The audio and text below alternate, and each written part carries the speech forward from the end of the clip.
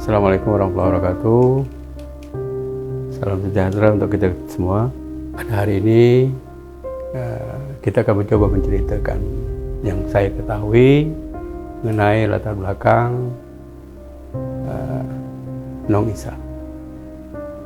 Yang mana kita mulai daripada kedatangannya dulu.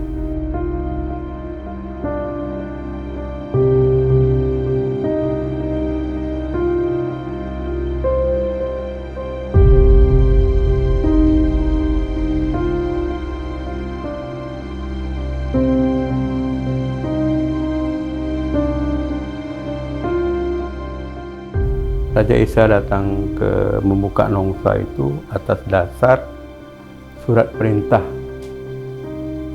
dari Sultan Mahmud Shah, Muazzam Shah, yang memerintah Raja Isa untuk membuka Nongsa dan daerah taklukannya. Di sini kalau kita mulai daripada kedatangan Raja Isa itu, menurut beberapa sumber dan sejarah yang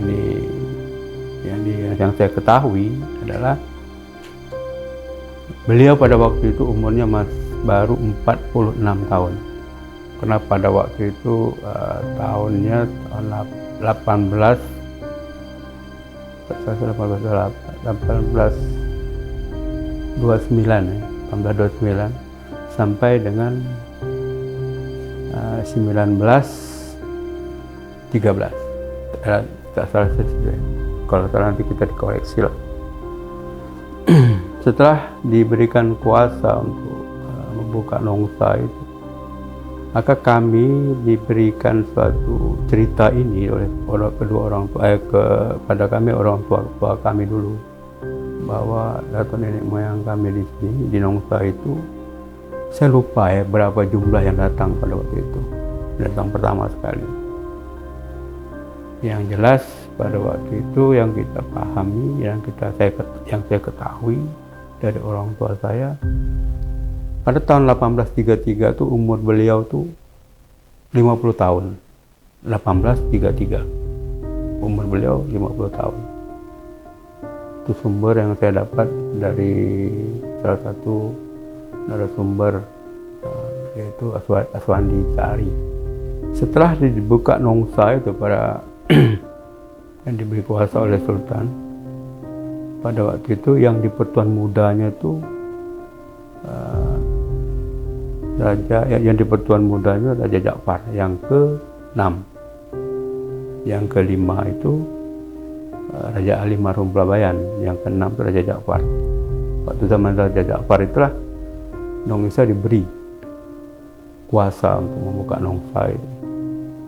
Yang kita ketahui pada waktu itu adalah bagaimana suasana Nongsa itu. Waktu itu dari penyengat itu ada satu penelitian mengenai makam Nong Isa itu sendiri. Waktu saya ingat masih umur saya sekitar 6 atau 7 tahun itu.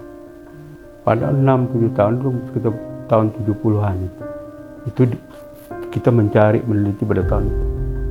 Tapi pada waktu itu tidak ketemu apa yang diharapkan penelitian tadi. Dan saya sebagai penunjuk arah jalan pada waktu ditunjuk oleh dulu namanya RK. RK adalah RK Rukun Keluarga Kampung. Memberikan suruh saya pergilah antar yang namanya Raja Husein. Itu dari penyengat mencari. Setelah Raja Husein pun cerita bahwa tidak ketemu, sehingga ada beberapa narasumber dari Lukut di daerah Johor atau di daerah Kuala Lumpur, ada keluarga di Malaysia juga kita cari. Mengapa saya sampaikan ini? Karena berkaitan dengan munculnya pemerintah Kota Batam untuk menetapkan hari jadi Kota Batam. Kita cerita tentang ke situ, untuk mengapa Raja Isa itu ditetapkan sebagai hari jadi Kota Batam. Singkat cerita, pada waktu itu setelah kita mencari beberapa narasumber sampai ke Leiden, wah itu tak salah saya di zaman wali kotanya Pak Mak Dahlan. Pak Mak Dahlan, Ketua Pansus Hari Jadi Batam itu tak salah saya Irwansyah. Dan panitia Hari Jadi Kota Batam itu Pak Wakil Wali Kota, Pak Bakar Ahmad. Narasumber pada waktu itu pertama Pak Rida PMC, Pak Nyat Kadir, Ketua LAM pada waktu itu Imran Azed, dia punya notulennya tuh Samson Rambabazet pada waktu itu untuk menentukan hari jadi Kota Batam itu. Tariklah kita ke belakang tentang kedatangan Raja Isa itu, bagaimana pemerintahan itu sudah ada sebelumnya. Sehingga pada waktu itu kita diceritakan Nongsa itu sebagai kepala, istilahnya wakil dari Sultan. Kalau menurut cerita orang tua saya pada waktu itu, apabila ada keramaian di Pulau Penyengat, kalau tidak ada dari Nongsa, keramaian di Penyengat tidak bisa dilaksanakan. Itu dari orang tua saya sendiri langsung. Karena orang tua saya sudah pernah ke istana pada waktu itu. Dia masih kecil. Karena neneknya itu orang istana di Penyengat itu. Dia bilang kalau tidak ada dari Nongsa, tidak akan dibuat pesta atau hajatan lah di Pulau Penyengat itu. Setelah itu mari kita menuju ke terbentuknya Hari Jadi Batam. Hari Jadi Batam ini dibentuk pada, ingat saya, 17 Juni 2009. Itu mulainya terbentuk panitia Hari Jadi Batam. Itu tanggal 17 Juni 2009. Yang tadi saya sampaikan bahwa panitia. Setelah itu terbentuknya itu, maka kita menggali terus, menggali di mana letak peninggalan yang ditinggalkan oleh Raja Isa. Jadi kalau kita lihat hal-hal yang diinginkan oleh beberapa ahli sejarah, kita harus meneliti lagi kembali tentang menggali lagi. Dalam hal ini mungkin banyak sisi-sisi yang tertinggal yang perlu kita gali lagi mengenai sejarah Nong Isa itu sendiri. Sehingga setelah terjadinya Hari Jadi Batam, maka bertepatan dengan 2020, maka dari Dinas Pariwisata pernah mencari sketsa wajah Nong Isa sendiri. Sketsa wajah Nong Isa itu sebenarnya sudah 3 kali diberikan lewat mimpi oleh anak saya. Raja Badillah pernah menyampaikan ke saya 3 kali. Pertama dia mimpi tentang ayah daripada Raja Isa. Lepas itu kembali tentang dengan ada lagi yang namanya neneknya, sampaikan juga mimpi itu. Dan terakhir baru dia mimpi dinampakkan ini Raja Isa. Nah, jadi waktu itu dia tidak nampak kelihatan Raja Isa itu, dilindungi dengan cahaya. Jadi dia bilang ini adalah keluarga dia. Maka dinampakkan dia.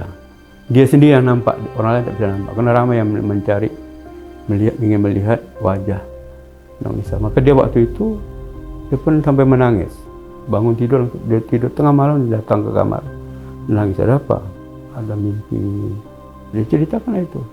Dia bilang, saya ya udahlah. Saya waktu itu kan saya tidak tahu masalahnya ada apa ini. Tak lama dari Pak Ardi Pak Ardi Winata, Dinas Pariwisata, coba kita membuat sketsa bangarnya. Buat di dalam kita membuat sketsa Nong Isa, bisa ada beberapa hari lah sketsa itu dianukan, dipikirkan oleh anak saya macam mana. Saya cari gambar-gambar keluarga yang mirip. Ada mirip rambut, wajah tak mirip, hidung tak mirip. Banyak face. Jadi dia mengambil beberapa sampel sampai ke contoh gambar tuh ke Daud Singkep, yaitu keturunan dari Raja Ali Haji ya. Raja Ali Haji, salah satu keturunan yang pernah mengambil gelar pahlawan nasional, dia yang hampir mirip. Maka dikirimlah gambar itu ke rumah lewat WA. Saya sampaikan dengan penulis, dengan pelukis mengenai siapa Raja Isa itu. Maka diceritakanlah anak saya ini gini-gini.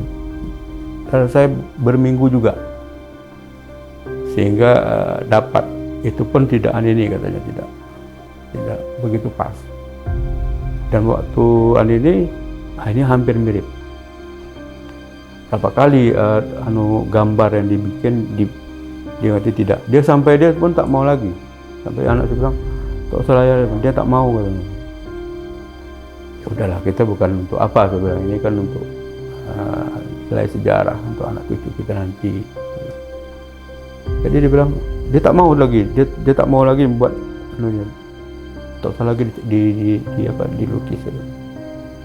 Saya pujuk, akhirnya saya datangkan lagi pelukisnya. Sampai pelukisnya bilang, waduh, dia pun sampai mendapat juga masuk juga dalam lukisan itu. Dari lukisan itu sendiri, sehingga kita kemarin persemian museum ini kita launching tentang lukisan itu sendiri. Jadi kalau dari Nong Isa, pertama itu Nong Isa, dan setelah Nong Isa anaknya namanya Raja Yakub. Anak Raja Yakub, Raja Mahmud. Anak rajanya Mahmud ini namanya Raja Hawa. Anak Raja Hawa ini Raja Dalilah. Anak Raja Dalilah bapak saya, Raja Zahari almarhum, dan saya yang ketujuh, Raja Erwan. Kalau anak saya Raja Badrila itu yang ke-8, situ bikin ke-7. Jadi kalau seandainya kita cari dari itu Raja Isa yang ke-7, saya yang ke-7. Yang dapat saya sampaikan. Assalamualaikum warahmatullahi wabarakatuh.